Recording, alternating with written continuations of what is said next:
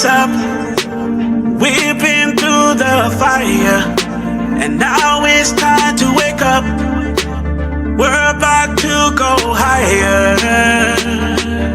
From Hebrews to Negros, from Hebrews to Negros, from Hebrews to Negros, from Hebrews to Negros. It's been a long time coming, but we here now. Yeah. Scattered all around the world, hidden in the midst of the nations. We was taken from far away, across the Atlantic, the slave trade. Yeah, yeah, yeah. They came in disguise with their Lord. Their intentions was evil for sure. What kind of people that would do such a thing like this? Yeah. Stacking humans on top of each other, ripping children from their mothers, and making example of their fathers. Oh, honey, is this up? We've been through the fire, and now it's time to wake up. We're about to go higher.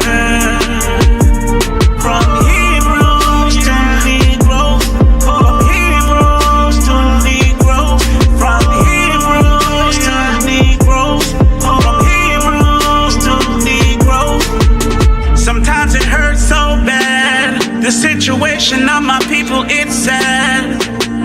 They move around like the walking dead, no assurance of their life cause they live with fear. Who are them cursed people? They always at the bottom, those people. Head shaking at those people. Every nation hates those people. We here now, stand, my people. We coming into our heritage. You better wake up, this ain't no fairy tale. Our Elohim, he's here. He's restoring our stolen identities. And you know what this really, really means. We up next. Oh, honey, is this up? It's up. We've been through the fire, the fire. Now it's time to wake up, wake up. We're about to go higher, go higher. From Hebrews to Negros, to Negros, to Negros, from Hebrews to Negros, yeah, Hebrews to Negros.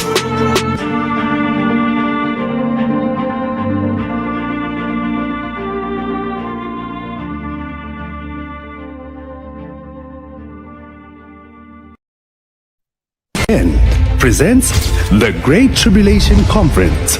Come join us for this 2-day conference on the 17th and 18th November 2023. There's limited seating, so act fast. for only $100 for the 2-day conference and $50 for a movie ticket to watch the movie Hebrews to Negros Part 3. Sound the alarm. It's all happening at the Venetian Center, 9724 Cross Creek Boulevard, Tampa Bay, Florida. The time has finally come for all black people to know the truth. Without knowledge, we perish. Sound the alarm. Africans, wake up. Wake up. Purchase tickets at www.thenegronetwork.com.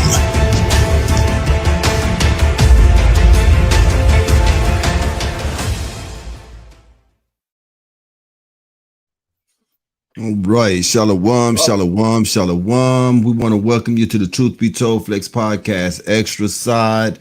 I am Shia Yeshu Judah. We have Ayo Ben Yahoo as well. I don't think that we've ever been on a Friday night. This is a little different. Yep. It felt a little different as well. But for everybody that is here with us, we want to say Tawada. We want to say thank you. But enough about that. Ron Dolton, this man is an author. He is a producer. He's a filmmaker. We would like to welcome him to the Truth Be Told Flex Podcast Extra as well. And before we go too far, I just want to say this, that when I first came into the truth, I want to say it was around 2015. Hebrews, the Negros, that very first book, that was the first book, one of the first books that was put into my hand. Mhm. And I'm normally one of the type of people that if a book be a certain size, I'd be like, nah, I can't mess with that. But I was so crunk off of this truth that, man, when I saw that book probably could have looked like this here. And I still would get dug into that book. Yeah, That book, yeah. man, has been a blessing to me. And what I did was every time he came out with another book, I made sure I got that book. So as far as the books, I believe that I'm on top of all of the books that he have. And but we would like to welcome Mr. Ron Dolton to the Truth Be Told Flex Podcast Extra. Welcome. Welcome, my man. Welcome. How you doing, brother? I'm doing good. Thank you for having me on the show. Thank you for blessing us, man. You do know that you were supposed to have been here last week. Was that last week? Was that I Busy think, man. yeah, I know it. Yeah, Yeah, I didn't know. yeah. Was it Logan or was it me? You busy man. Yeah, but we are glad to have you here with us tonight, man, and we're gonna make the most of this time that we have. But yeah, your book was for real an inspiration to me. That very first one. I believe I can honestly say that that's one of the few books that I've read the entirety of. I haven't read a whole. I've read a lot of books, but I've never read a book from like cover to cover. That first book is one of the few books that I've read all of it, man. So yeah. I never thought that I would be, sitting across from the guy who wrote that book. So, I just want to say I'm humbled to be here, to be in your presence, and say, let's get to it, man. How you doing, Ayo? You doing good, brother? I'm doing good. I'm ready to get, like you said, I read the books and seen the movies. So to be sitting across from the man that's, that is behind it all, and to get to let the people and us hear his thoughts and what he's got going on, man. So I'm excited. Yeah, I'm excited as well. So, very first question off the bat, real simple. You can answer this one with your eyes closed because nobody know it better than you, Mr. Ron Dalton. Tell us about Ron. Who is Ron? Who is Ron Dalton? I'm just I'm well. First, I'm a father of 9 kids. I had a profession. I mean, I'm still certified in the profession that I went to school for. It's just that at some point, and God had a calling on my life into what He wanted to steer me into in the next chapter of my life, and that happened to be Hebrews to Negros. And I was raised in the Pentecostal Christian church all my life because my dad's a pastor and his dad's a pastor, and so I kind of grew up like a lot of black kids in America in the Christian household. I did have both parents in the house, and I did have a lot.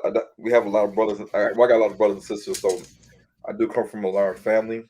Not just on my immediate side, but my cousins, my uncles, they all had a lot of kids, and and so growing up, my dad's from the South, my mom's from New York City, so I kind of got experience to both parts of the United States of America with the East Coast, New York City, the Bronx, Harlem, Detroit, and then also the South, where Jim Crow was at. So, right now, people know me best for the Hebrews to Negros books and movies, and then the Kyrie Irving incident, and the other things I've been doing in the past when I was on YouTube, and now since I'm not on YouTube, they've been seeing me on Lorvin's show, Ashonda, and I did a show with Captain Tazariak. Um, and doing things here and there, different people's channels, trying to get the word out and stay active in the Hebrew community. Um, since as a Hebrew, I don't have a Hebrew congregation. I don't have a Hebrew assembly or church or camp.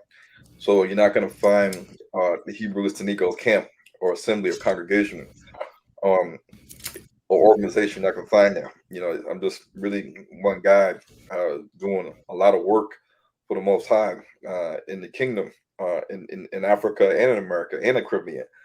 So people, when they see me, they see me, usually solo, um, and then they might see my family. Um, but it's usually just me on the battlefield, going here and there and everywhere, doing all the stuff that I've been doing for the last like 10+ years. Got you. Got you. Wow. Interesting, man. Real interesting. What you got, Ayo? You was talking about before we get to the Hebrews to Negroes 3, and you mentioned Pentecostal, and I was raised Pentecostal. You said your dad and granddad were pastors.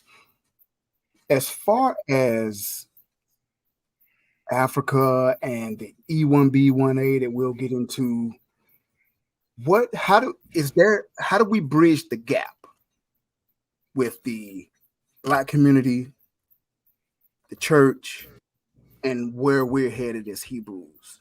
How do you, as a historian and an author, where do we start? Where do we what do we do at this point? Well, the Black Christian Church, they have to first be open. The pastors have to be open to even allowing somebody to come in and teach, because they might look at the videos on YouTube, the camps. They might look at the Hebrew Israelites debating Christian pastors, and they might not like the stuff that they see or hear, and so automatically they're going to have their shields up. Like, I'm not going to allow this guy named Ryan Dalton, the Hebrew Israelite, to come into my congregation and stir up all this stuff, because they don't know, if I'm the same way, if I'm going to, do the same thing. They don't want to. They don't want that to happen. They're scared, and then they're also scared that what are their congregation going to say when they start to allow somebody to come in that actually has the scholarship and the academics to prove to them that everything I'm saying is true, and you guys can't debunk it. You guys can try as hard as you want, but the pastor and nobody in the audience is going to be able to debunk it and say these are all lies and heresy. So in Africa and in America, that's the hardest thing, is to actually get the pastors to approve and be willing to allow you to come to their church to speak or to teach. And so that's really the gate, the gate that I've been fighting against in Africa and America, where a lot of Christian pastors, um, either they don't want you to come in there, or they are sort of interested, and so they'll purchase the books and watch the movies quietly, secretly, and then they may or may not invite you to speak at their church once they fully convert the church to a Hebraic type of church. Then they might say, okay, now we can have this guy Ron Dahl to come in. But prior to that, a lot of the pastors may just do their own self studying and reading and watching to see if the things line up, and then they have to get the balls and the courage to let their congregation and their organizational leaders know that I believe in this, and I think it's true, and I think it's something we need to entertain and tell our members, and tell people in our organization. And by the way, we need to have this brother named Ron Dolton to come and speak. And but I think a lot of pastors, they have a lot of fear, and they fear losing their members. They fear being ostracized from the organization. They fear a lot of things, because once you start to lean into the Hebraic way, then if your wife is not with it, And then she could say, you know what? I'm not dealing with this stuff. Like, you guys telling me I can't eat pork, I can't eat shrimp, I can't eat this and that, and you telling the kids they can't have Christmas and Thanksgiving and Halloween, and they can say, either we're gonna get a divorce or you're gonna have to someone's gonna have to give. Right. And the pastor may not want to. Pastor may be conflicted in all that he's learning and say, man, we can't. We need to have Shabbat on the Saturdays, or maybe we do a lunar Shabbat, not Sunday. And these kind of things can stir up a lot of conflict in the home with your wife, with your kids, with your congregation, with your organizational leaders, bishops, apostles. Your presiding apostles. And I don't think a lot of pastors are ready to go through all of that. They're at the stage in their life where they're probably sitting back. They got a retirement fund waiting for them. They got a steady paycheck. They got a steady offerings and building funds and this and ties. And they're like, why should I come in here and just stir everything all up? And they had this guy named Ron Dalton come in here, and then he starts to talk, and then people in the congregation start to tell other people in other churches in our organization. And then now I'm labeled as the black sheep, and now I done caused some stuff now that I can't retract. And what's the repercussions behind it? And so, I have a problem speaking to the Christian church and teaching. It's just that not too many of them reach out and say, we want you to teach a lesson on Zoom, because it's so easy nowadays for a pastor to say, okay, we do lessons on Zoom, we do church on Zoom. Can you come and just share some of your information for a couple of hours with us and take it from there? That could be the first step to people awakening up to understanding how everything is connected, because everything is connected, even to what we are seeing today in the news. And unfortunately, the Christian church, they're lacking on a lot of ends. They're lacking on real news. They're lacking on understanding prophecy. They're lacking understanding who they are as a people. And if you don't know who you are as a people, then how can you know where you're going if you don't even know who you are in the Bible? That's the main thing. Yeah. That's the main thing. At the end of the day, if you don't know you're the Israelites, then how are you gonna move forward in your biblical destiny? Right. I definitely have a question on that, Ron. That's telling that your father was a pastor in the Pentecostal church, you say, and your grandfather, right? So this is generational, which means that you're almost like a prince to be a pastor in the Pentecostal church. So as a child, and I'm sure that this here started working as a child, your mind probably started working as a child, that things just was not lining up, right?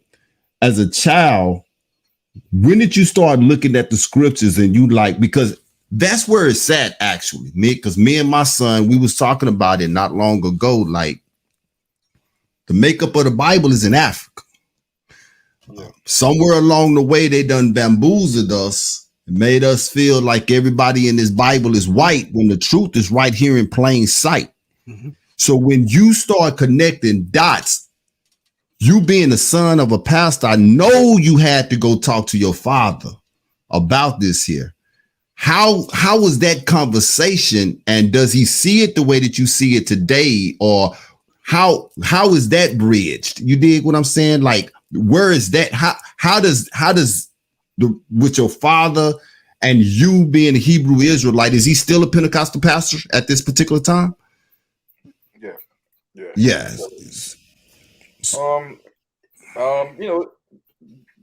The thing that got me was Deuteronomy 28.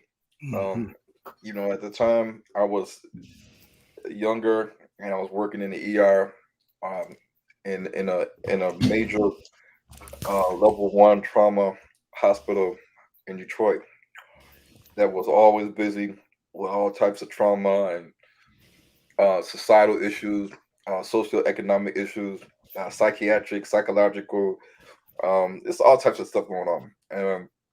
And when I read Deuteronomy 28, I already knew the history of slavery and civil rights and Jim Crow and the black codes and racism, oppression, and who was kind of running the show at the top levels, because I was already kind of looking into the Freemasons, the Illuminati, the Money Masters, Jekyll Island, the IMF, the World Bank, the Jews. I already seen all these things. I was like, man, and I could see it with my own eyes in the community. I could see it. Jews own everything, the Arabs, the East Indians, everybody was doing better than us. And so, working in the hospital and seeing our destruction day in and day out, worsening year after year. When I read Deuteronomy 28, I said, this is us. This is us. This is not these white people walking around on Saturdays. There's no way. I said, so either the Bible was lying, or the man has tricked us, or God's lying, or something not right here. Right. And that was conflicting in my spirit, that the Bible said this about the Jews, the Israelites, and even confirmed it in the book of Daniel when it says that all Israel has transgressed the law. I think in Daniel chapter 9. Therefore, the curses are upon us. So they even admitted in the book of Daniel, which is later on, that they all transgressed the law, and therefore the curses are upon the people. And so I said to myself, these curses are not fitting the Jews today.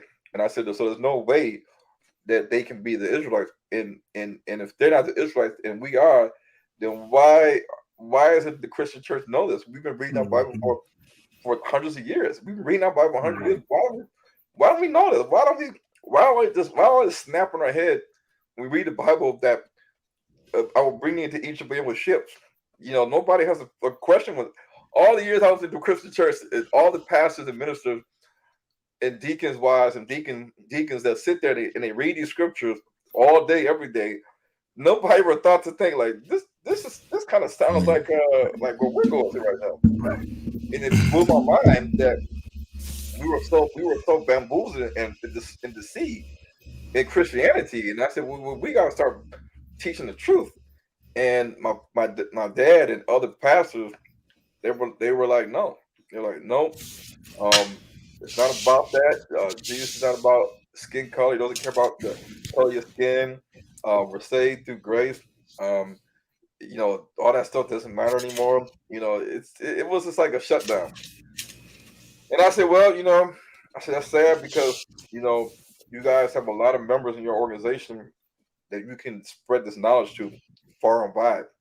There's so many organizations like a Church of God in Christ and Church of our Lord Jesus Christ, and so many different organizations in Detroit, and nobody's really open to teaching this. So I just said, okay, forget it. I'm just gonna write a book and put it out there and see what happens.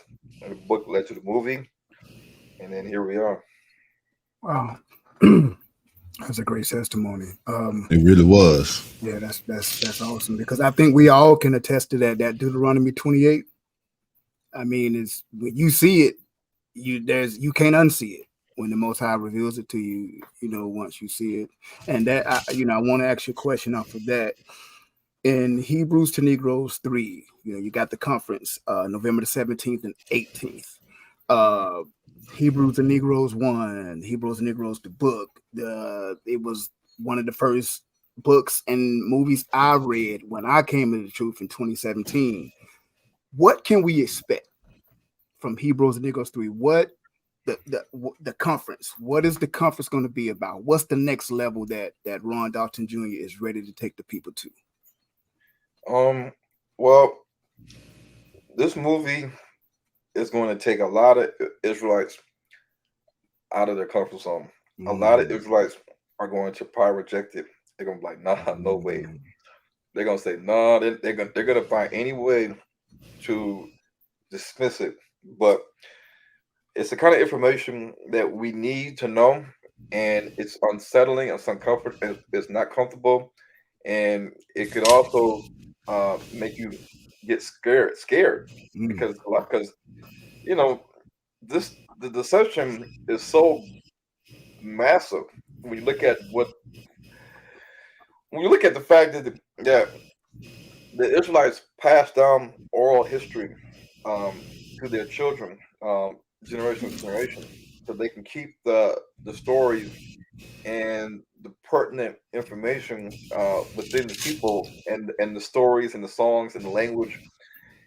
And but the Greeks came along and they somehow they translated, they authorized the Greek Septuagint, the first Old Testament that people actually had, that they could just open up the book and say, "So this is Old Testament."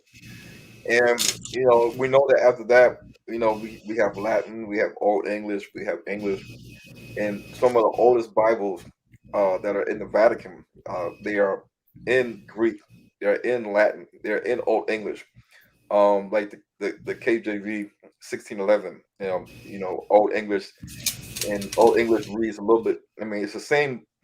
It's mostly the same letters as English, except for certain words you got to understand what an F is and what a V is and then what a U is, because it's interchanging. So you look at Jesus in 1611 and say, well, this is not Jesus. This says something else. Like, where's the U at? But we have to understand that, man, the Gentiles, even Esau, had kind of had relationships with the Romans and the Greeks. All those guys had a part to play in packaging the Bible the way that they wanted to be packaged and given to us, to where we read it and we have it presented to us in these prophetic languages, not mainly languages that they spoke. And so when people watch the movie, they're gonna have to come out their comfort zone, and they're gonna have to start looking at reality. And I challenge people to not focus so much on what you are accustomed to reading in your authorized translated Bible, but also look at reality, because we can look at our Bible and we can see that it says unicorn in it, and you say, well, "What's a unicorn?" You're like, "What? Right. Is in our Bible?" And you can clearly see,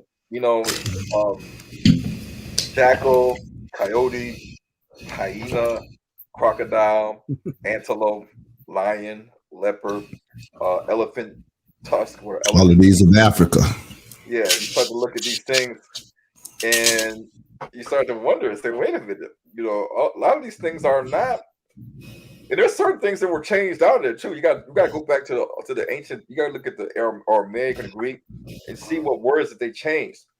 They changed some words, locations, animals.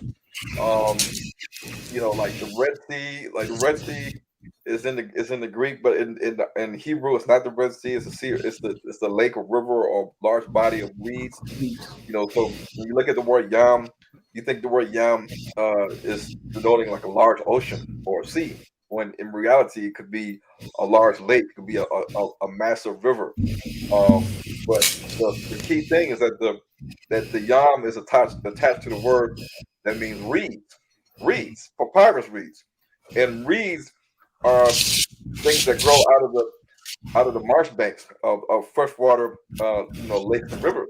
Like the Nile River, the Zambezi River, the Congo River, Lake Victoria, and so many lakes within Africa. You will actually get to the edge of the lake, and you'll see all these reeds. And this is how people in Africa to this day they can weave a reed basket. They can get the reeds and they can weave it together so that's a basket. You can't do that. You can't do that. And somebody said, "Here, we're at the Red Sea right now. We're at the Red Sea. Here's the Red Sea. Go get some reeds. Make me a basket. Make me a little boat. We're at the Gulf of Aqaba." They can't do it. They cannot do it because it's not there. So people, when they watch the movie, man, they're gonna be shocked. They're gonna start to question, okay, what am I doing here in America? If I can't leave, if I can't visit the continent, what can I do while I'm here? Because I think one of the biggest things is deceiving us as to who are the true Israelites, because the dudes in the parts to be, the one thing that they don't want us to know is who we are for the people, and that is also attached to the land. So it's one thing to say, okay, we're gonna hide these guys true identity. We're gonna call it Negros. We're gonna call this land Negro land, Nicosia, Ethiopia, Guinea, all these different bywords. But then, what if, in addition to hiding our true identity, that they also masterminded and covered up the true land of Canaan? That would be the most biggest thing, the biggest religious hoax of all time. This is like a David Copperfield type of thing. This is stuff that when you see sometimes we look at magic tricks, even when you look at some guys in Africa, because I've seen things in Africa that you would think your eyes are playing tricks on you. You will literally see these guys.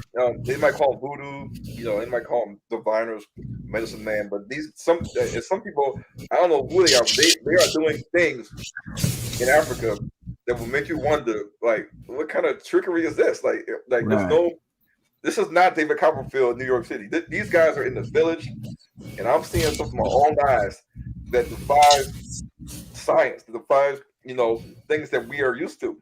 So if things don't look right, then people look at it as magic or some type of sorcery. And so when you see the movie, you might start saying to yourself, well, how could this be?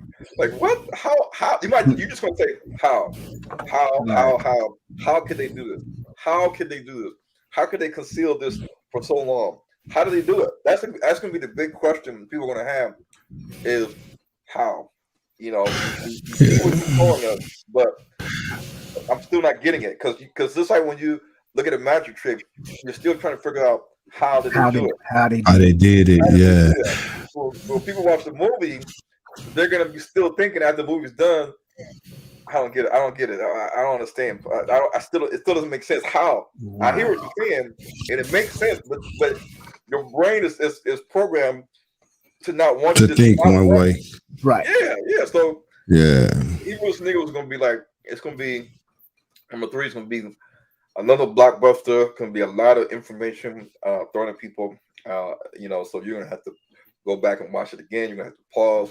You have to take notes, because I move fast. I don't just stay on one foot and just is this on. I keep going to the next thing, because I try to get in everything I can in a motion film, because you can't cram 700 pages of a book into a 2-hour movie. Right. So I got to try to hit all the points that's necessary, so that the movie doesn't bore you or make you just and I think I'm gonna have to cut it in pieces, because some people, when they get to like a 2.5 hour long documentary, attention span. Check out attention span. Attention span. So I got a question: is you are a historian and you well traveled. Obviously, you're well studied in what it is that you're doing. Us as normal Israelites coming into this truth, we have all the similar pushback from family and from friends and just from people that we meet when we come across individuals, and we try to tell them that we are the people of the book. But with somebody like you, you're not coming with just scriptures. You're coming with evidence that you have seen, evidence that you have researched, evidence that cannot be disputed. But yet, because I know Israel, and you asked the question, how could they have hidden this for so long? Well, the Bible tells us, Isaiah 64:6, the Most High said that I will send strange delusions upon them. This is how they have hid it from us so bad. So with everything that you have known, everything that you have seen, places that you done been to, what is Dolton's biggest obstacle when it comes to waking Jacob up in America and in Africa? Let me think, because it's like a combination. It's two. I will say it's two things. I'll say two things, but one, our people are. We are. There's one white guy he said that we're at the stage now where it doesn't matter how much information that you give people. People, they're just not going to get it. It's not going to register. It's not going to stick. They're not going to they're not going to process it and then do the necessary actions that come when you know this information. So the elite have already said that they have pushed their propaganda and agendas on us so long, for generations that we can, like you're seeing right now, we can the government can say that a UFO crashed and they uncovered bodies. The bodies were alive. They communicate with the aliens. They know where they come from. They know what they're here for to do. We can now see the U.S. government say that we are in communication with aliens or UFOs, and people are so tired of struggling. They're tired of paying bills. They're tired of the rat race. They're seeing all this stuff happen at massive level with COVID-19, pandemics, and China, Russia, Ukraine. They're like, what else is new? They don't really care no more. So in terms of information, when you present it to people, um, in Africa, in America, but especially those that are in America that are not awake, and those in Africa that are not awake, um, we have a tendency to listen to it, but then after you listen to it, you say, okay, this is interesting, and you get up and you go home, and then it's the same rinse cycle Like a repeat. routine. Yep. It's the same thing. Like when you go home, you might say, hey, we watched a good movie. It was kind of interesting. The movie says that we're the real Israelites, and then the husband says, oh, it's interesting. Really? And the next day comes, you're back to work. You're back to grinding. You're back to your kids in school. You're back to the everyday things you normally do. And so that's that's the biggest challenge. One of the challenges is to penetrate the minds of the people and to get them to understand the magnitude of this information and why it is that we need to know this and why it's detrimental, to our survival, and then to help them understand that by understanding who you are, you're going to be able to fix a lot of the things that's going on right now in your community, in your country. Um, but we're a hard-headed people, and in addition to Yes. battling our own people, in America and Africa, I personally have been battling the Jews. The Jews behind the scenes have been, one of my biggest, opponents, because the Jews, they don't they don't they don't come out and say, you know your book is full of heresies and false doctrine and pseudoscience, and we want to debate you and debunk you. We want to debunk everything in your movie and your books and put you to rest so that people discredit you as not being, a real, filmmaker or educator. They're not going to come and try to come straight at Ron Dalton and say we're just going to debunk everything he said to shut this guy up. Show the whole world this guy don't know what he's talking about. He's lying. What they'll do is they'll do things behind the scenes using all the connections to to shut you down, to make your life miserable. They put all these obstacles in your way, so that you can't spread the message to the people the way you want to. It could be simple as finances. It could be simple as, blocking all the doors and pathways to marketing and advertising, through social media, podcasts, radio, billboards, anything. They have access to people so that they can make it difficult to where you can't get your voice out, so that you're like almost like media blacklisted, like they did Kanye West. But even though Kanye West still kind of was getting on the Alex Jones show, he was getting on, Drink Champs, and he was on this little news, and the news guy was asking questions.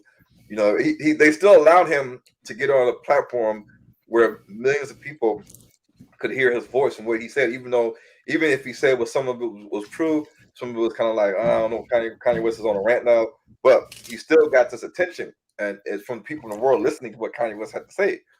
But the Jews will, if they don't want your message of "Wake Up, Black America" to go forth, because people have to understand the movie, the book is not just called Hebrews to Negroes; it's called Hebrews to Negroes, Wake Up, Black America.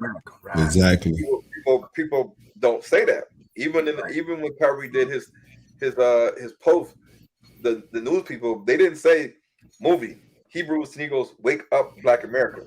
They just said anti-Semitic book, anti-Semitic film, blah blah blah. They didn't want to mention that because at the end of the day, what people would have done is if you're some critical thinking and logic, and the mass media, Rolling Stones and CNN, Washington Post, ESPN, if all these guys would have said the book, the movie is titled Hebrews to Negroes, Wake Up, Black America. Wake Up, Black America. And we see all these people, white people and Jews, mainly Jews, fighting to censor, to ban, to cancel, to attack anybody that's pushing this documentary.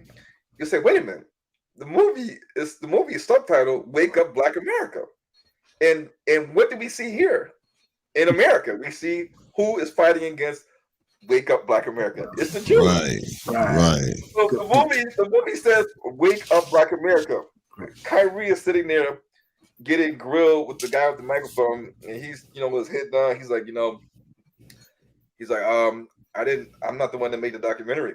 I keep telling you guys, I can't be anti-Semitic if I know who I am, and I'm proud of standing here for you guys. It's not about the spreading hatred or violence towards another race of people based on whatever. He clearly said the whole time.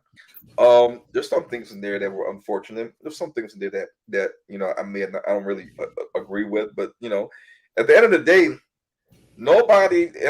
Maybe I'm not saying nobody, but people. When I looked at it, I said, "Listen," I said, "Look at this." I said, "The movie is subtitled "Wake Up, Black America." Wake Up, Black America. And here we are in America, and who is fighting to get this movie and book taken down off Amazon? Right. So the Jews are against us waking up. Right. Plain and simple. So if the Jews don't want to wake up or wake up Black America, then everybody should say, what is it that the Jews don't want us to know? Right. You would think that would be a question. I remember when Ayob and I, we talked about this a lot when Kyrie was going through that circus, and that's what it was. Brother, you have no idea. Well, yeah, you do. You got to have an idea. My bad. But the fear that film put in the Jews here in America. See, it wasn't an issue until somebody as famous as Kyrie got a hold to it. Because even with it being on Amazon, it's so much stuff on Amazon Prime that it could have been pushed to the back. Nobody never would have seen it. But when Kyrie got a hold to it and he seen it, he put his tweet out there. It put eyes on it. And they are so dumb. And yes, I use the word dumb. Their fear put more gasoline on your film than what Kyrie did. Just by them doing everything that they could do to try to shut him up, that caused more curiosity for Black America to go to Prime and say, hey, I need to go watch this film. So it was all out of that fear. Like you said, who is oppressing us coming into a knowledge of who we really are? When you think about Black history, it always started where? Either on a slave boat, on the coast of America. Nothing ever goes beyond that. And then we always talk about Martin Luther King, Malcolm X. What's that woman name that didn't go to the back of the bus? Rosa Parks. That's it. And it stops at that. That's it. So it's like we just appeared, boom, it's 1614. Here we go. Saying Black people, So yeah, I get that, Ron. I get that. Go ahead, Ayob. You got a question, brother? No, I was just gonna land back off of what Ron was alluding to, because their biggest fear, it became obvious. So And me and Shears talked about this. I tell my family when I got up and read the tweet and all the stuff was starting, I was like, oh man, I'm so glad Ron was in Africa. So that's leading to my question. I've been wondering, and I'm sure the audience is wondering.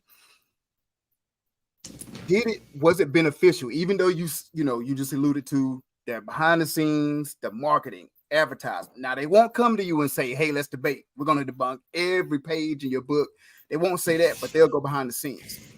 Was it beneficial when Kyrie made that the famous tweet? Was it beneficial that you were in Africa? Did it make a difference? Would it have been worse if you were over here? What are your thoughts on that? Well, I actually, Lawrence knows I was in America when he did that.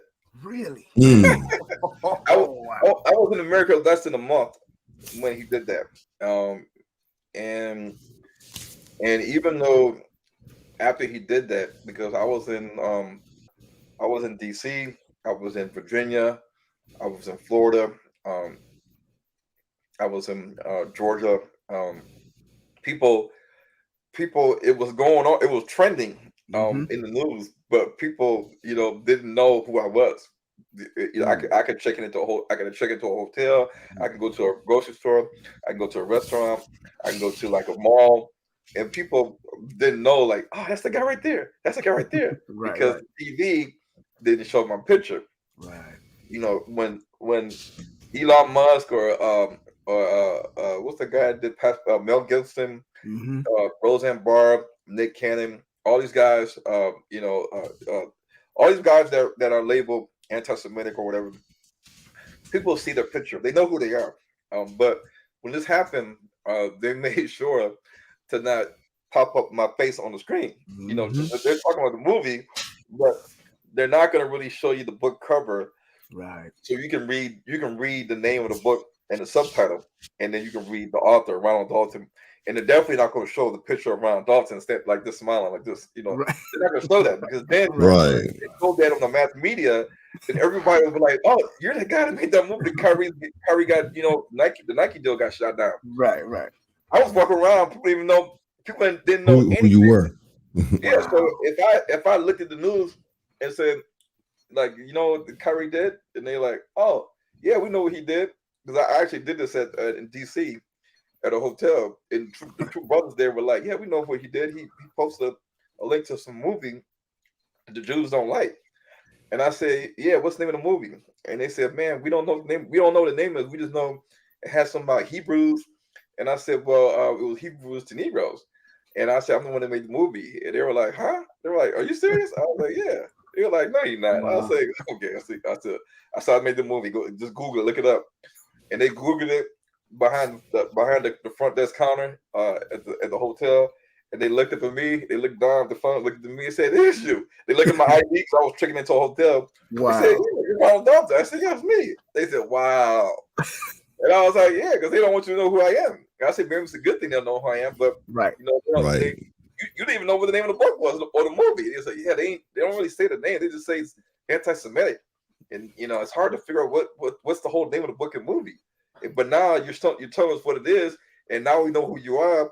They were like, "Dang, why don't they show this on the news?" I said, "Because they want you to know who I am." They don't want you to know. Wow. I said, "This is the weapon that this is the secret weapon. That's why everyone's finding the cure to the virus, and everybody knows the cure to the virus. Let's all start making the cure to the virus. And so y'all can cure the virus, or we can start making the antidote. The antidote. Now we can kill the zombies. Now we can kill the virus. People don't understand that." When this happened, it was like the Jews getting a slice, and now they bleeding, or they're like a zombie, and you got to get them the antidote so they can turn back to a normal person. Once everybody starts hitting them with the antidote or the slice, the cut, then you're gonna see Goliath is gonna fall down. But people that was in the NBA and the NFL, and you gotta understand, you got players that are retired, you got players that are active in the NBA, and you got people that's in college that follow Kyrie Irving in high school. They know what he did. They all know what he did.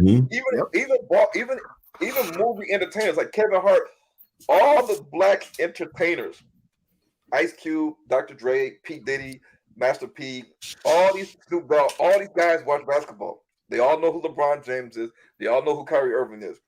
They seen with their own eyes what happened.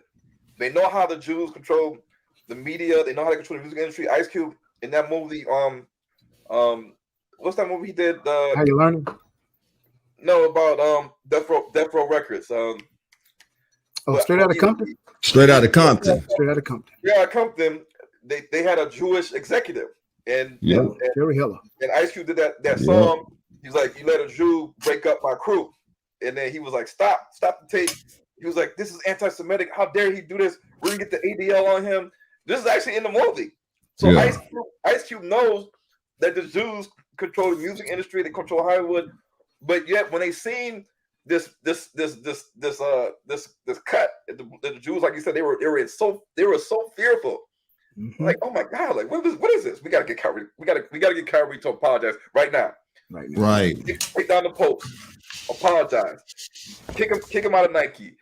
Tell him what he has to do. I mean, he was getting hit left and right with what they can think of. What can we think of next to get this guy to submit, and so we can move on to programming Black people in America and get these people to stop thinking about Hebrews to Negroes.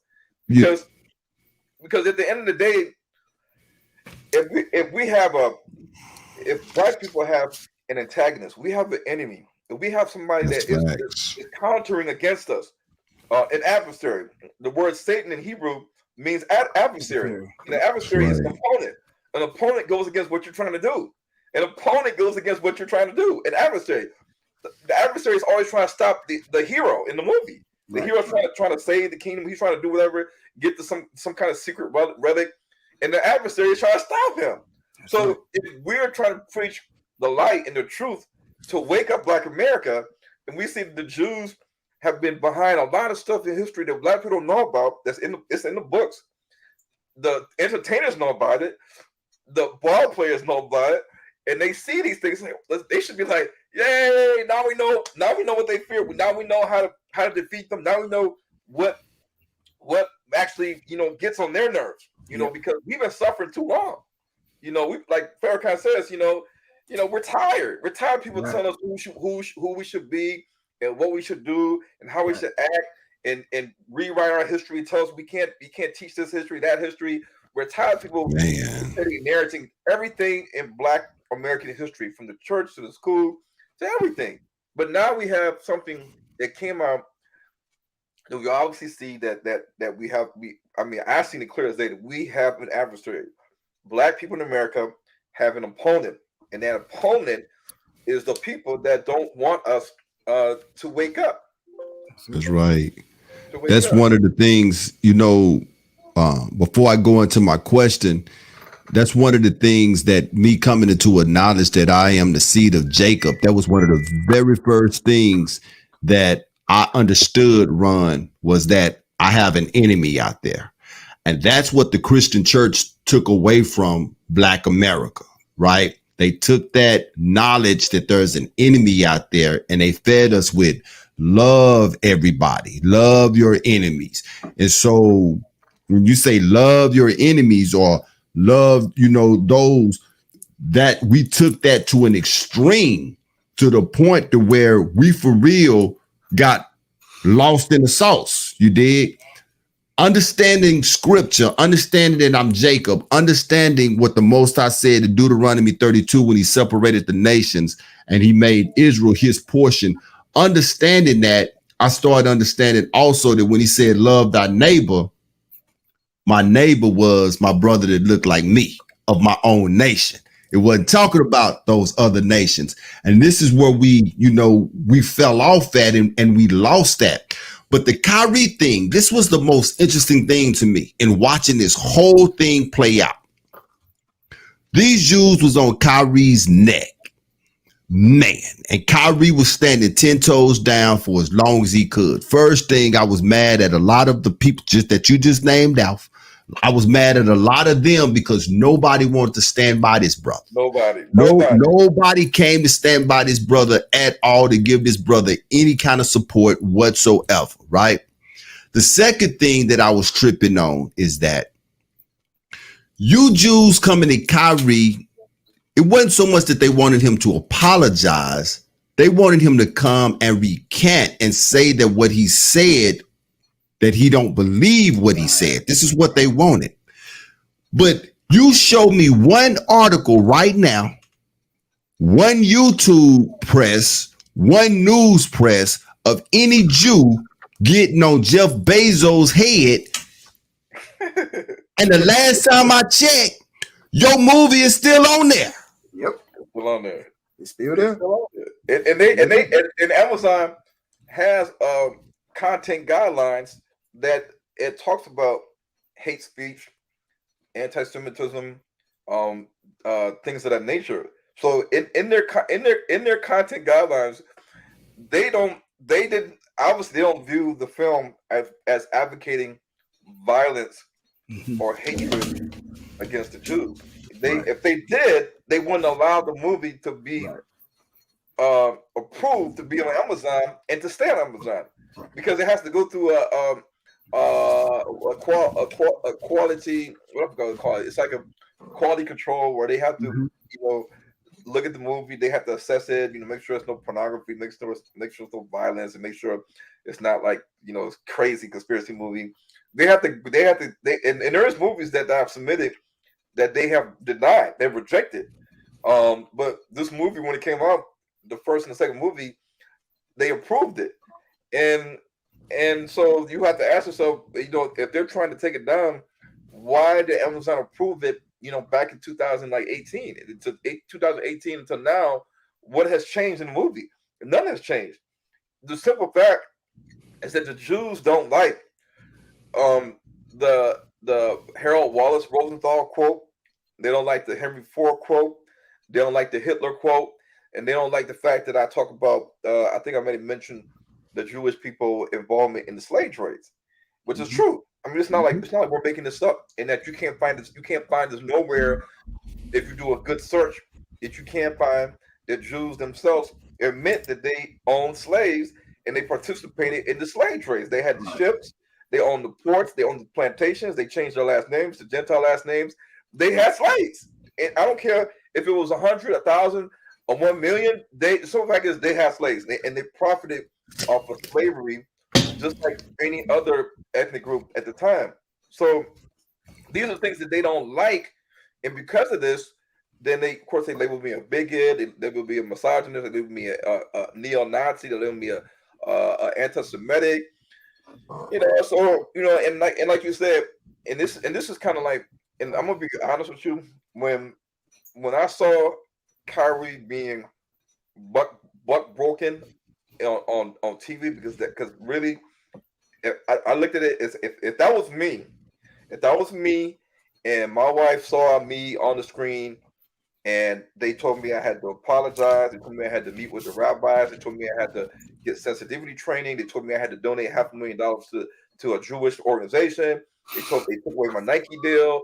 They told me to take down the Instagram post, the Twitter post, and then get you to say what you didn't mean to do, and you didn't mean to say, meaning that what your brain told you to do a couple days ago as a grown man.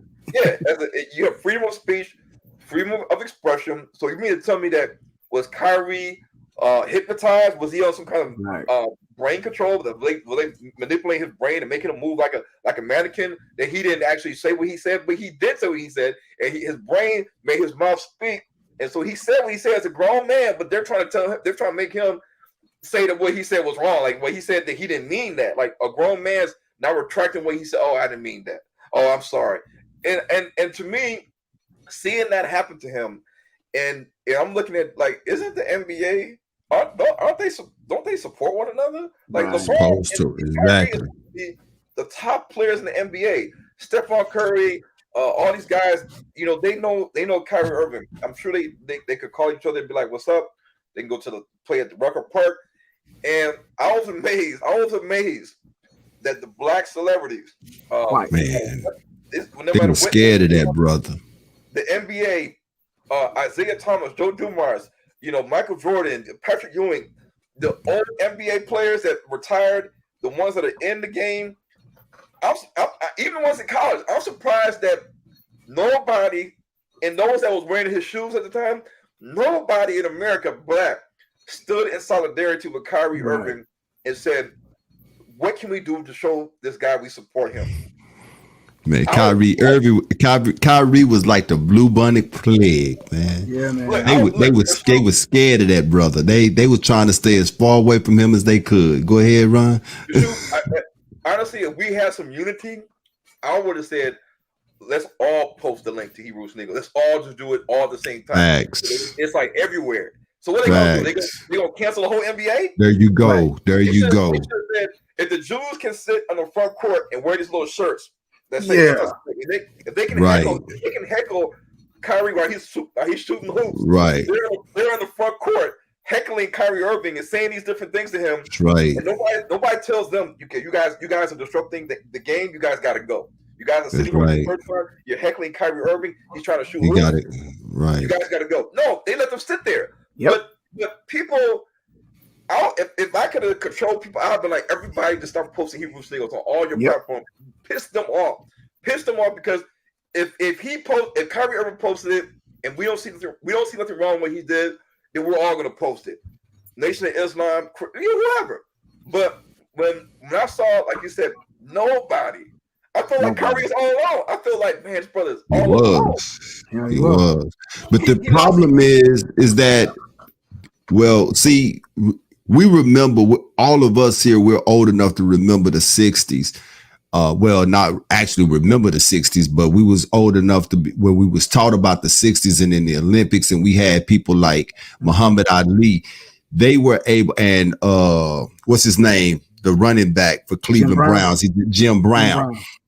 During their era, they were able to protest and stand up and, put the fist up, and we had brothers that was in the Olympics that refused to even go to the medal podium.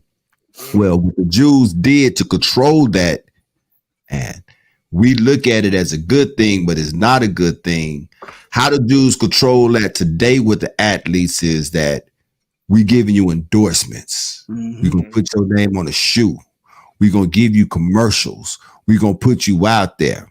And so for these endorsements, this is way more money than their NBA check or their NFL check. The endorsements is the shoe deals. And so these players, the reason why they were so scared to stand up with him, you saw what happened to Kyrie. He lost his endorsement. They was afraid of losing that endorsement, but there's power in numbers. Ron, what you said is 100. Yes. What you gonna do? You gonna fire all of us? If all of them jokers together got on their cell phones and got the tweeting at one time, ain't no way. H2N.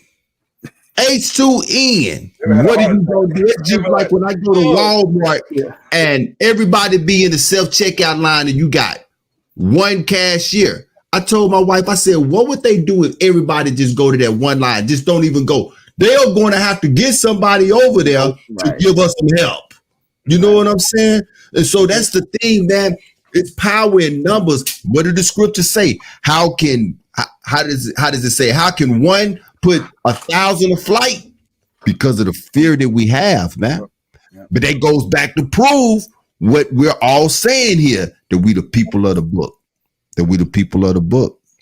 Yeah. And I think that for us, as I'm in my 40s, and they got to remember that the youth are paying attention. The young people that follow Kyrie Irving, that's in high school and college, maybe going into the NBA, they are seeing what happened. They're seeing modern day buck breaking, and because we didn't stand up, I felt like that was a bad sign for Black America. I said that really made us look like we have no unity at all, like no unity at all.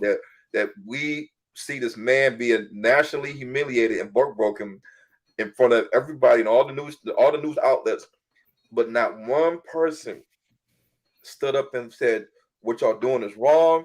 We're going to do this. We're going to do that, like they did in the 60s. I mean, let that would have been back in the days of Malcolm X and Huey Newton and these revolutionaries, Marcus Garvey.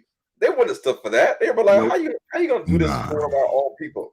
But now in this day and age, I felt like, man, I said Black America, man, we weak, man. This Yep. the whole world's looking at this. White people looking at this. Anybody watches basketball, Chinese, East Indian, Jewish, white, Latin, whatever they are, they're watching this and they say, man, this guy's black. No, Black America not doing nothing. Yeah, nobody's having his back. Nobody's coming to Nobody. You had people like Charles Barkley calling him an idiot. Yep. Shaq. You know, Shaq. You had people like Shaq, and that's the problem with us, man, is that we are for real the only nation, whether we know the truth or not. We are the only group of people in Earth that don't have each other backs when it come down to it. Them Jews, they may disagree, but say they disagree in the confines of their homes. They don't disagree in public. When they come out in public, they be in one accord. Yep. We can't find, we don't operate like that at all. And you know, it hurts. This is why we have such a small voice when it comes to anything in this place over here, because we don't even have unity amongst ourselves. Even us who say that we are the seed of Jacob, it's conflict with us. We fight against each other, you know? And so, yeah, I mean, but hey, who am I? What do I know? But yeah, that, you know, Kyrie Irving, man, matter of fact, I'm going to tell you the truth. Me, myself, that's how I still know that it could be pushed in the back. Nobody, I didn't even know it was on Amazon Prime until Kyrie tweeted it and it got all on the news. I said, man, I stayed up one night late and watched it. I was like, man, what are you mad at? This brother here, if I had made it, I'd have used nothing but scripture trying to prove it. You use science to prove that we'd have put people on the book. And what do they always tell us? Trust the science. Well, hey, the man gave you science. Gave it to you. Trust the science. Trust the science. Yo, what you got, brother? To land back off that, I spoke earlier about the E1BA. Could you tell the folks, the audience, run the E1B E1B1? Hey, E1B1A, yeah. E1B1A and the E1B1B. Right. You know, because as being the tribe of Judah, I want to know, is there a difference? Is it the same across all 12 tribes? Is there variations? How do you break that down for us, sir? Well, the mutations are what, and mutation just means that our genetic sequence starts to have variations on certain points in our entire gene strip. And the best way to think about it is, trying to think what's the best way. It's almost like a long code, and the codes are normally the same. Like the codes are these sequences are all the same.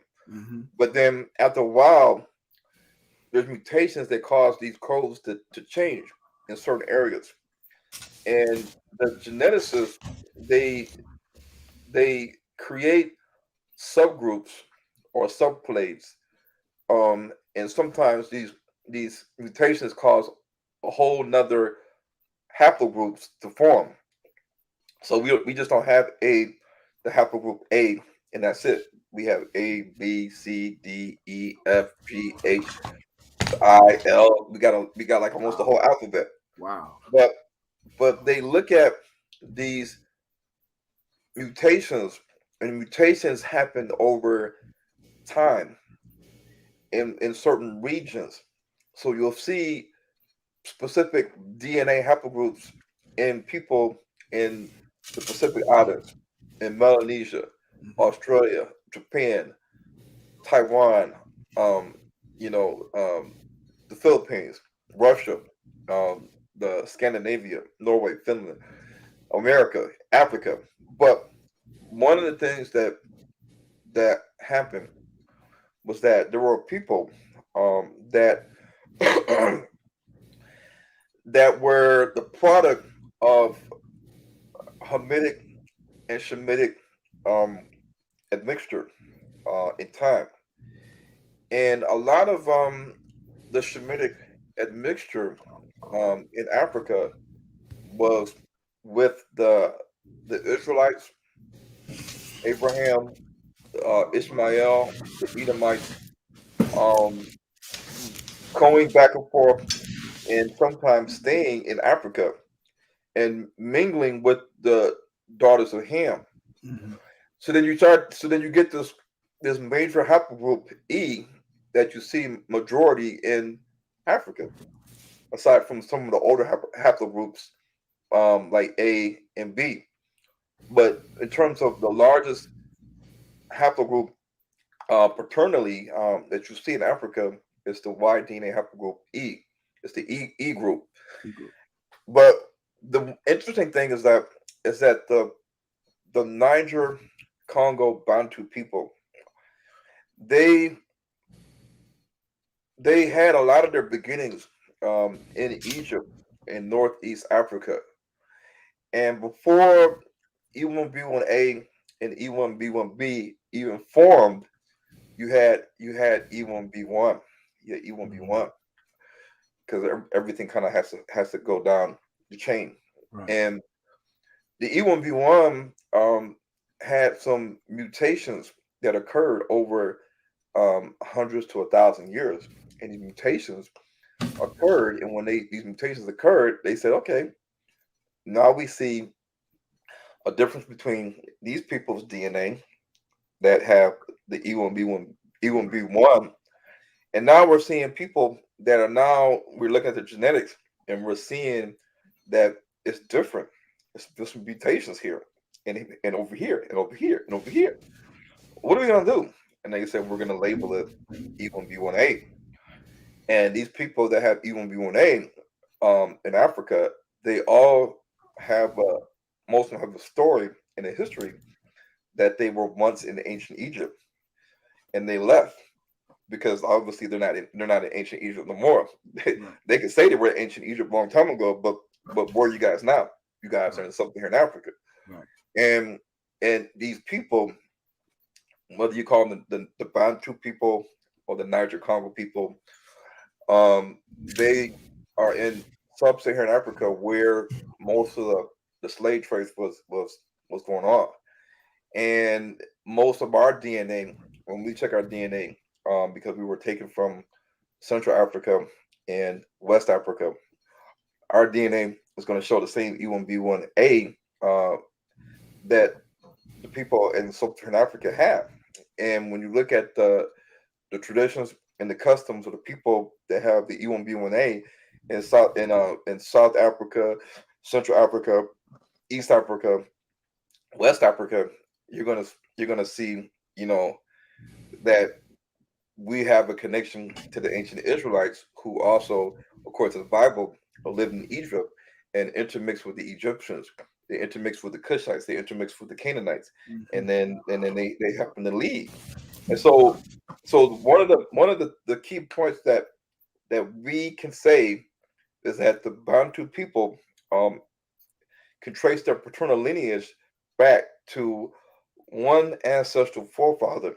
And you can prove this because the E1B1A is the most common DNA haplogroup I've seen in the places where we were taken as slaves. Now we know that since we've been here in America, we've been mixed, we've been, being raped by the white man and other nations. And so we might have a breakdown of 20% European, 80%, sub-Saharan African, or it could be 15% European or 10% Mhm. European. That's Mhm. because of slavery. But if you go back to Ghana, Nigeria, and Togo, Sierra Leone, and Congo, and Angola, you're gonna see that they don't really have no European DNA in them because Right. they're directly still on the continent. Right. So Right. they They were in, concentrated. yeah, it's concentrated. So it's like Yeah. it's like the people there, they're 100% E1B1A, and you're not going to see the different spectrum of colors that we see in African Americans. You go to Senegal, you go to Ghana, you go to certain areas in West Africa. You're not going to see a lot of light skinned black people. You might see Right. that in the Congo or in South Africa, maybe in East Africa, but in certain areas you're gonna see majority in particular in Africa in general, you're gonna see majority black people. bronze Right. skull. Right. And that just shows you that the roots of the Israelites are definitely of people that were melanated. Mhm. They were melanated. The Shemites and the Hamites. I mean, they even say this in the Perk de Eliezer, or whatever the rabbi, whatever this guy is in Samaria. So E1B1A, it's just a marker that is a paternal father lineage that we can trace back to one guy, one lineage. Whereas when you look at the Jews and the Arabs today, they don't just have one particular haplogroup that they can say that majority of the people have. They're gonna show you like 8 or 9 different haplogroups Right. that correspond to different father lineages in different parts of the world, and that's not how the Israelites were keeping their assembly, because their assembly said that the pedigree of an Israelite was based on the father's house. Father. So That's if you right. were the father's house or lineage, then you couldn't be included in that of the Israelites.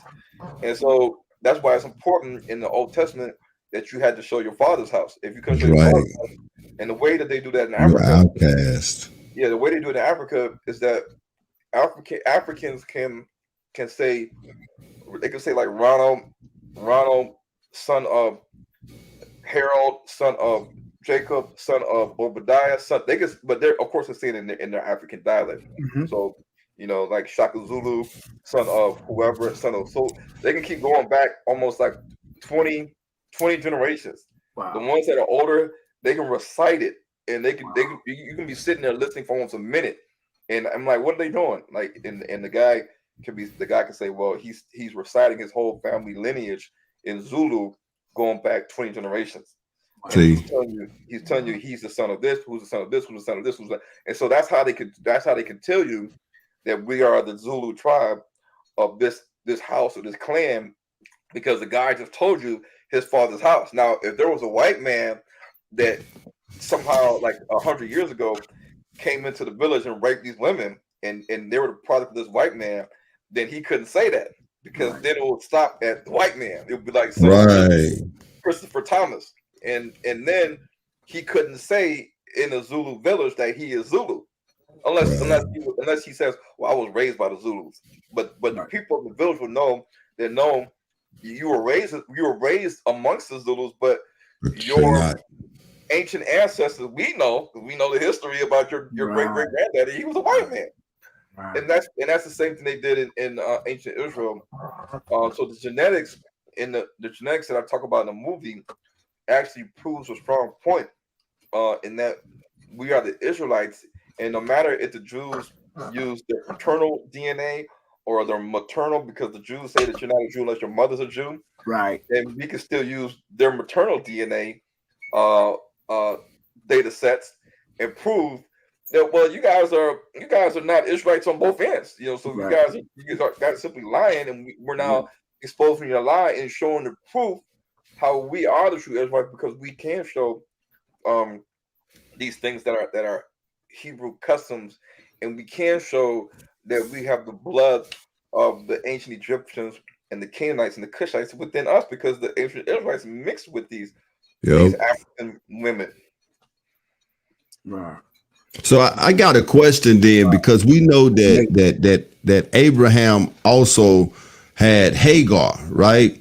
So with that hypergroup that you're talking about, is that also found within that group of people that's there in Africa? What we would probably call the Arabs, the black Arabs, the real, because the Arabs that they saying today, they doing the same thing that the Jews did to us as well. And I go to the mall, they try to sell me some lotion talking about they from Egypt. And they ain't that you just as pale as my next door neighbor. You ain't from no dadgum Egypt. Get up out of here, man.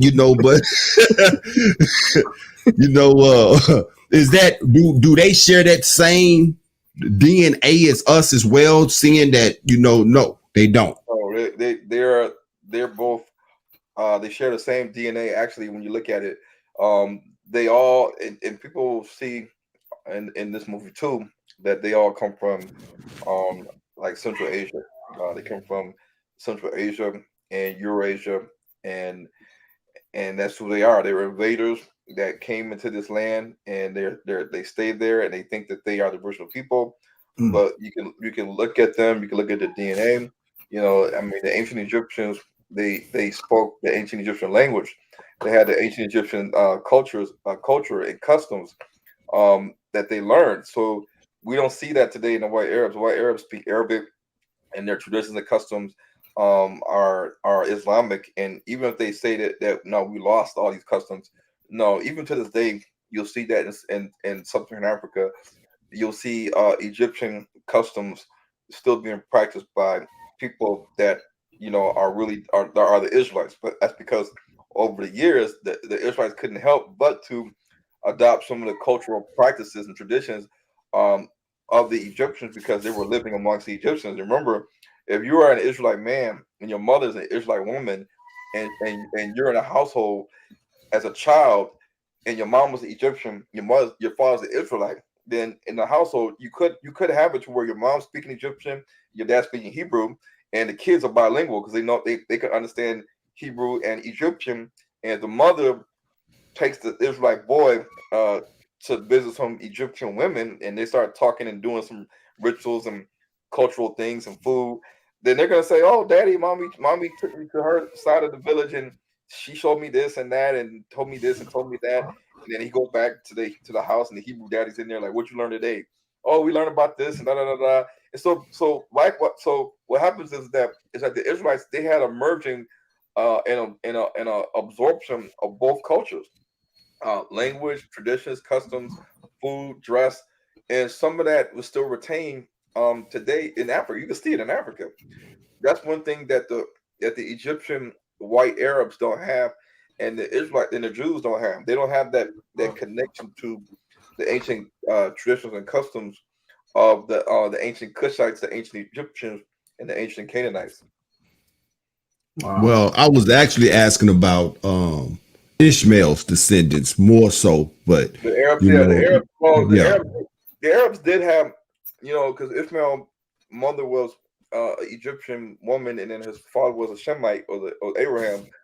So the real Arabs, Ishmaelites today, are the black That's ones. right. The That's white, what. Yeah, that's the question that I was actually asking. Okay. Yeah, about the yeah, real Arabs, not them pale face Arabs. Yeah, yeah. not So not the black them. Arabs the black Arabs we know, a lot of them are in Arabia, they're in Yemen, they're in the Sinai Peninsula, they're in Jordan. But you go to Sudan in the north, Sudan. and you'll see these black Arabs. And if you Yeah. talk to the black Arabs, and actually I met a black Arab at the store, and I thought he was Indian at first, but then he says he's from Sudan, and he'll say his mother tongue is Arabic, so he has no other mother tongue other than Arabic because Mm. he's an Arabian. And um, you could tell, and they even know. You ask them, Daggone right. They know over here in America. But go ahead. for the history of the Arabs coming into Africa, they could tell you that they invaded Africa and that they came from Arabia and these other areas. So they'll tell you, like, were you always here in Sudan? Like, no, we over time, when they had the caliphates, we invaded Egypt. We invaded North Sudan, and that's why we're here right now. Right. The land of Sudan was the land of Cush. The land of Egypt was the land of Mizraim. So we're speaking Arabic in the land of Cush. So obviously, that shows you that we are not from Sudan. We came from another area to the land of Cush, and we're here in the land of Cush.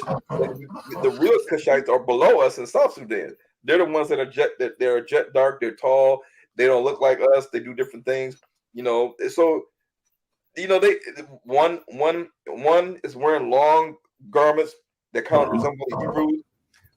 They're following Sharia law, and then the others in South Sudan, in the villages, sometimes they don't have nothing on; they're butt naked, or they have something on around their waist, and they're dressing just like the Cushites did in ancient Egypt. They look like they do the same things. So common sense tells us if these Arabic speakers are black in North Sudan and they are the black Arabs in the land of Cush, that means that they came from another land to get to the land of Cush. That means that they must be the original Arabs because they speak Arabic, Arabia, Arabic, Arabia.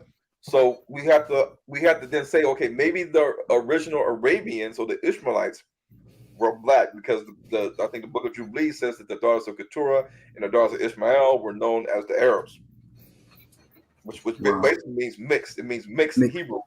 Arab means or Arab, EREB, which is like basically like Arab.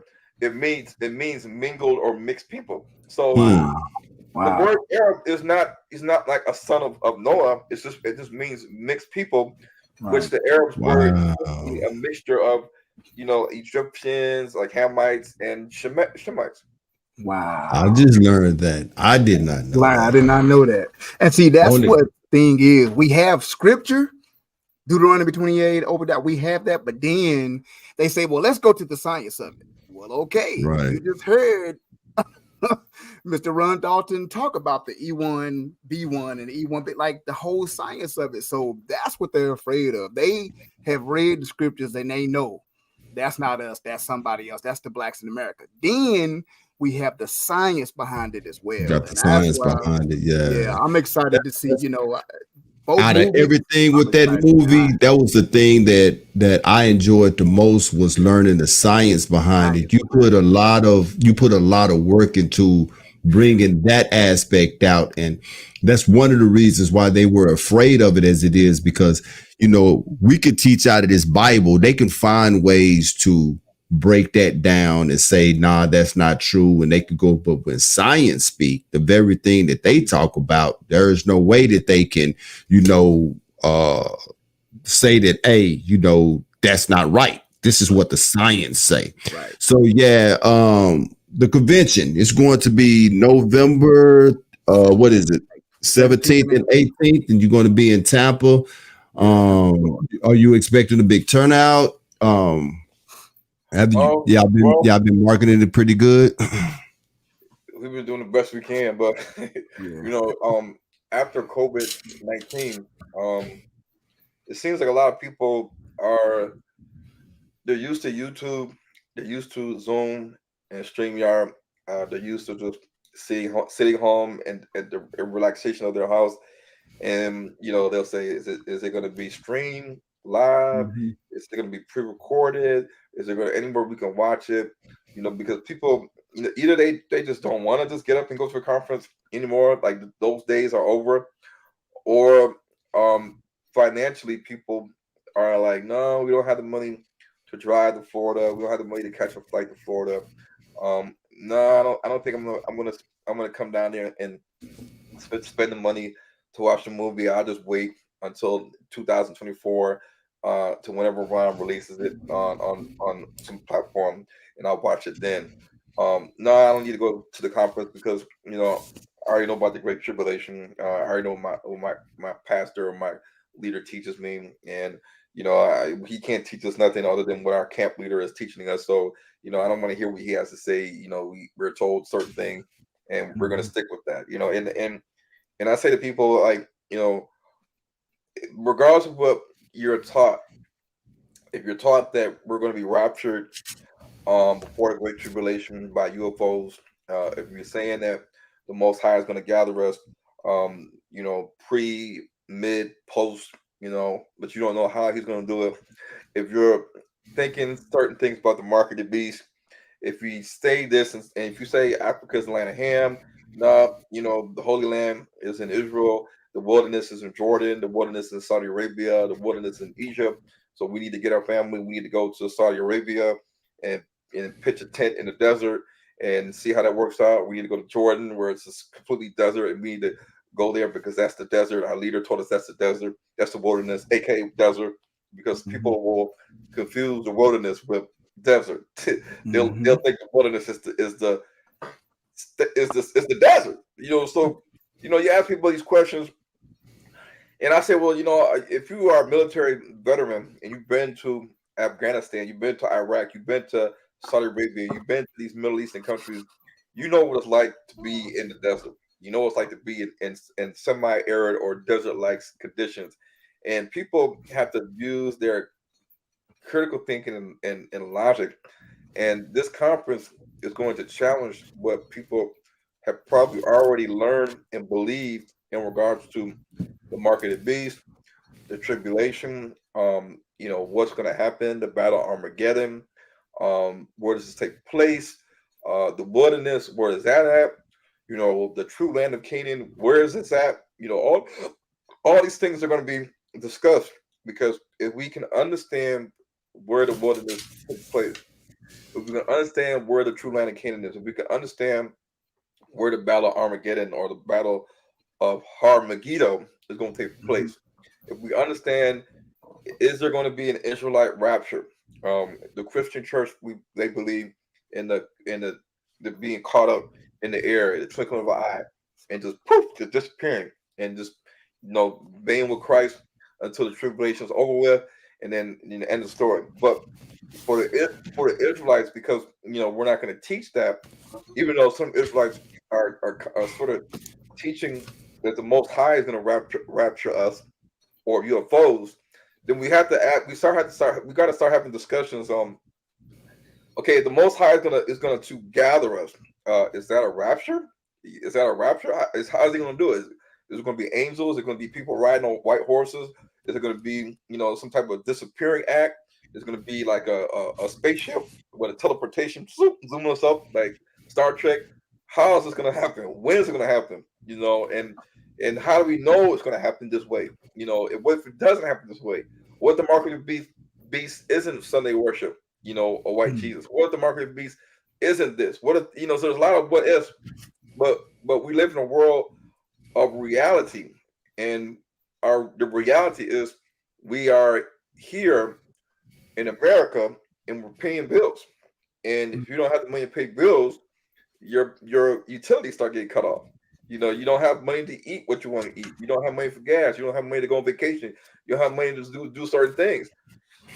These are reality things, and at the core level, the reality is that as long as we're on this earth breathing and living, we have to have food, water, and shelter. And either we're going to depend on the grocery store down the street to always have what we need when we get up and go there. If we're going to depend on, I'm always going to have money, whether I got to work for it or whether the government gives us universal basic income, or whether we just have to scan our eyeball and our face and our hand and we get some type of digital allowance every month. People have to realize in reality, if we don't own a farm, if we can't grow our own food and raise our own livestock and raise our own chickens and have our own water, if we can't have all this stuff, we can't generate our own electricity, then at the end of the day, we are dependent on another nation. They're dependent on it, right? To provide that for us. Granted, we have money. Right. So it seemed like it's going to be real informative. It really is. Multi-gaming. Here's a question that we got. We're going to start wrapping it up here soon, but we got a question here. It says, are there any ways to get help? Put it up here. Is there any way to get help to pay for the ones that can't afford the prices that you have? Well, the thing is, the venue, obviously me and Lorvins don't own our own church or our own building in Tampa. And these venues, most of the time, the Israelites are doing their venues in, if they're not their own building, then they're doing it in a venue that somebody else owns. And the venue is owned by the Gentiles. And the Gentiles, in this economy now, Airbnbs are high, they're expensive, and these venues are not like $500 to rent a venue for a whole day. These venues, they're wanting big ticket numbers to rent these venues, and then some of them will say, "Well, you can rent the venue, but it includes that you must utilize our catering or food services." And now you're saying, well, "Wait a minute, what if I don't want food?" Well, it comes with the package. It's almost like when you get married, you can't get married and say we don't want no food. We just want to get married and that's it. They're going to tell you, no, you're going to have to use the people that's going to provide a meal to the people at the wedding, and the bar is going to be open, so you got to participate in that too. Otherwise, no, you can't just rent this place out and cater your own food. They're not going to let you do that. Some might, but majority of them want to keep it all in house. And if you don't want to rock with their rules, they're there's another person that's waiting outside that wants this slot that you want. So these venues aren't cheap. And then in addition to that, sometimes these venues, if they got a screen or they don't got a screen, you got to provide a screen. You got to provide a projector. How many people are you gonna have? You need a small rinky-dink projector that's $300, or you need a laser projector. Are you gonna provide food? No food. So there's a lot of things expenses that we have to cover, and unfortunately, a lot of Israelites we still under the impression that we can do these pretty large conferences and then tell people the tickets are $10. You looking like, okay, well, are we supposed to do conferences and take a $10,000 loss every time we do a conference? Because who in this day and age, who has the money to do a conference and then say, I'm just gonna take a $10,000 loss, and my wife's gonna be yapping and saying, why would you do that? We gotta feed the kids. We have to be smart. Now, in terms of the question, this the conference, of course, requires that you have to get there. Either you're gonna drive there, either you're gonna fly there. If you live around the corner, you can ride a bike, you can walk. But most people have to get to the conference, which because it's not a Zoom conference, you have to get transportation to get there.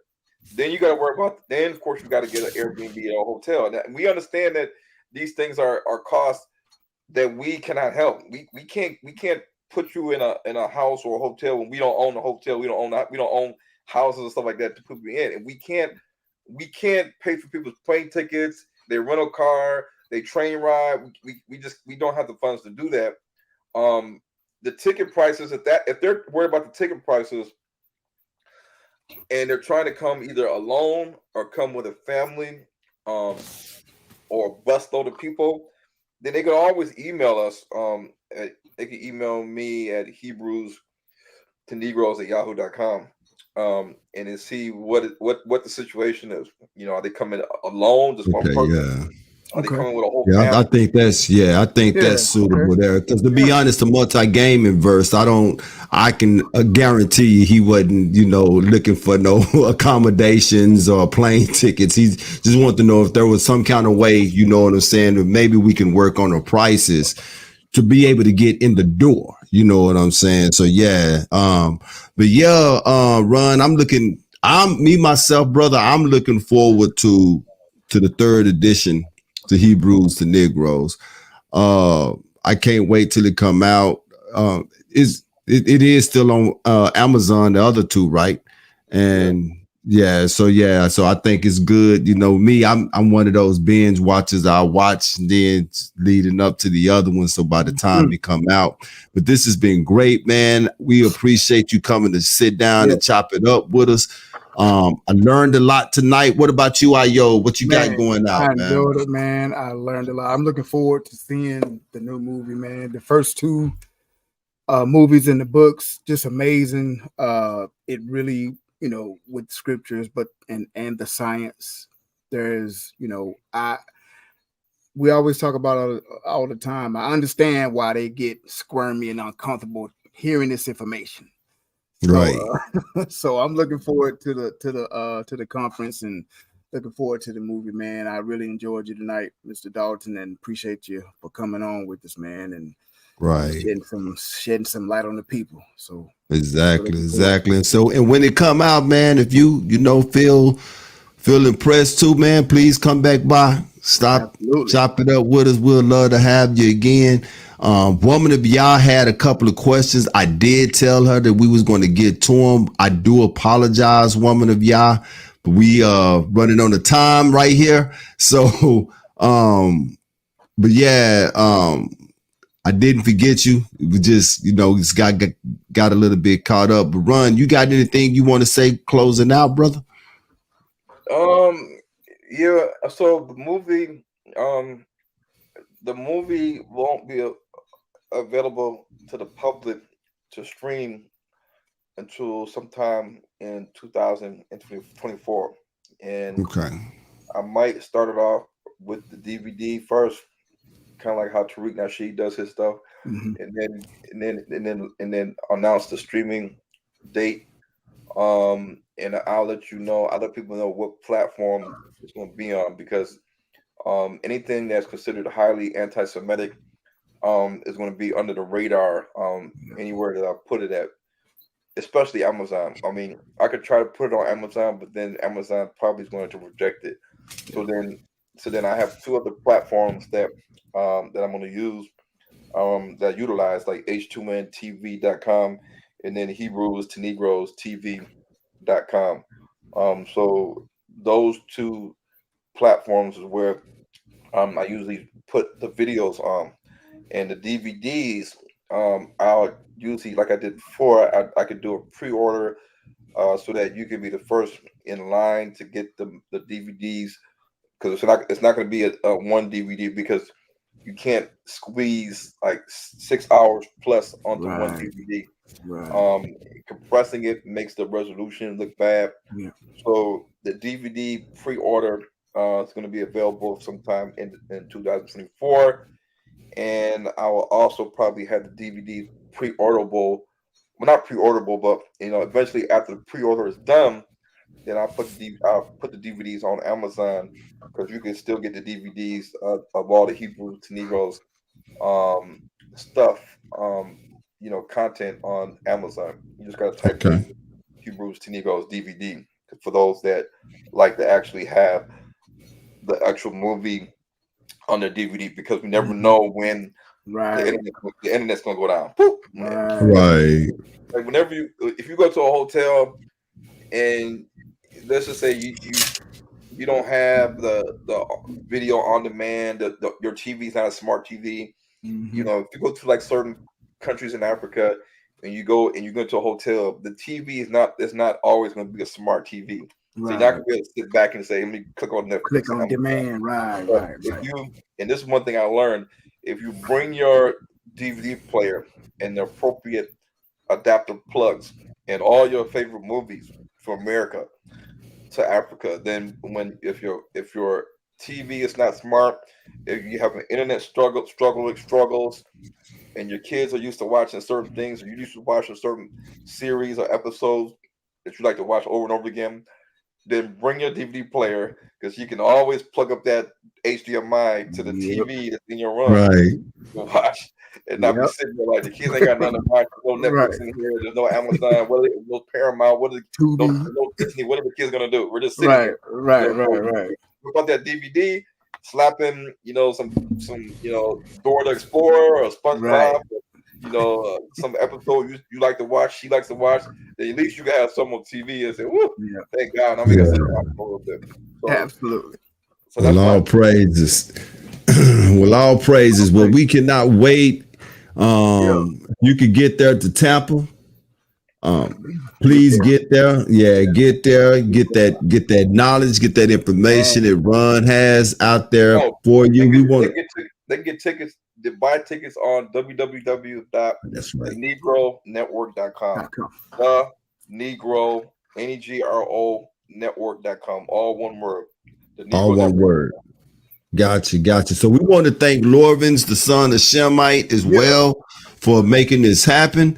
We want to thank you, Ron, for coming to sit down with us. And man, this has been great. Highly anticipated as well. Highly anticipated. And like I said at the beginning of the show, man, to be able to sit down and talk to the person that's responsible for Hebrews and Negroes, that mean a lot. The Most High is doing a lot for the nation of Israel. But with that being said, we will like to say Shalom. We're going to take it out with the same song that we came in with. And we will see everybody next. Well, Ayob will see y'all Tuesday.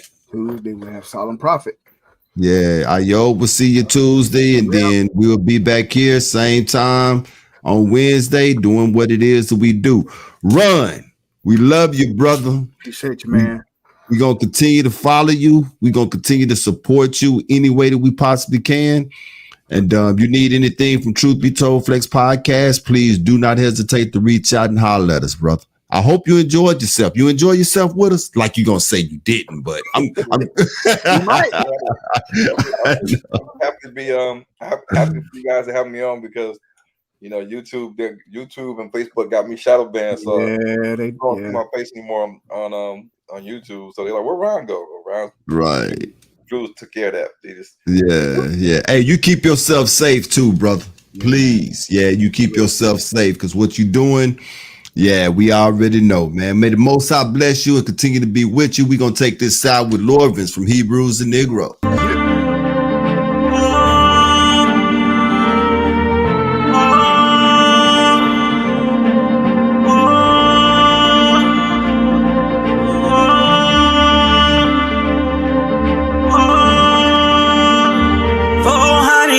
Up. We've been through the fire, and now it's time to wake up. We're about to go higher. From Hebrews to Negros, from Hebrews to Negros, from Hebrews to Negros, from Hebrews to Negros. It's been a long time coming, but we here now. Scattered all around the world, hidden in the midst of the nations. We was taken from far away, across the Atlantic, the slave trade. Yeah. They came in disguise with their Lord. Their intentions was evil for sure. What kind of people that would do such a thing like this? Yeah. Stacking humans on top of each other, ripping children from their mothers, and making example of their fathers. Oh, honey, is this up? We've been through the fire, and now it's time to wake up. We're about to go higher. From Hebrews to Negros, from Hebrews to Negros, from Hebrews to Negros, from Hebrews to Negros. Sometimes it hurts so bad, the situation of my people, it's sad. They move around like the walking dead, no assurance of their life cause they live with fear. Who are them cursed people? They always at the bottom, those people. Head shaking at those people. Every nation hates those people. We here now, stand, my people. We coming into our